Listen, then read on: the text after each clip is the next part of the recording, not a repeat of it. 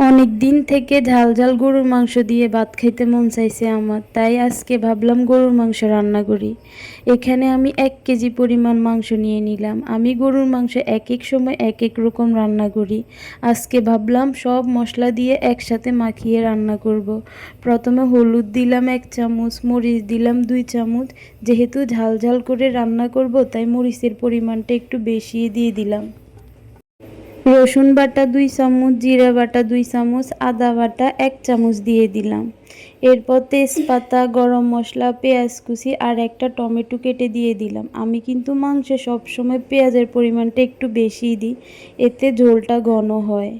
এরপর পরিমাণ মতো তেল দিয়ে সবগুলো মাংস একটা খুন্তি দিয়ে ভালোভাবে মাখিয়ে নিলাম। কিছুক্ষণ অল্প আঁচে আমি মাংসগুলোকে ভালোভাবে কষিয়ে নিলাম। মাংসগুলো যখন কষানো হয়ে যাবে আমি এখানে 4 থেকে 5টা আস্ত কাঁচামরিচ দিয়ে দিলাম। কষানো অবস্থায় মাংসগুলো দেখতে অনেক ভালো লাগতেছে। আমি কিন্তু এরকম কষানো মাংস খেতে অনেক পছন্দ করি।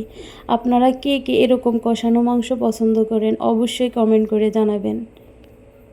এভাবে মাংসগুলোকে কিছুক্ষণ কষিয়ে নেওয়ার পর আমি এখানে কয়েকটা আলু অ্যাড করব। মাংসের সাথে আলু না হলে তো আমাদের চলে না, এজন্য ছোট দেখে কয়েকটা আলু আমি এখানে দিয়ে দিলাম। আরও কিছুক্ষণ নেড়ে ছেড়ে এরপর ঝোলের জন্য এখানে আমি গরম পানি দিয়ে দিব। এভাবে কিছুক্ষণ রান্না করার পর হয়ে যাবে আমার ঝাল ঝাল গরুর মাংস রান্না। আমার আজকে গরুর মাংস রান্না কেমন হয়েছে সবাই কিন্তু জানাবেন। সবাই ভালো থাকবেন। আল্লাহ হাফেজ।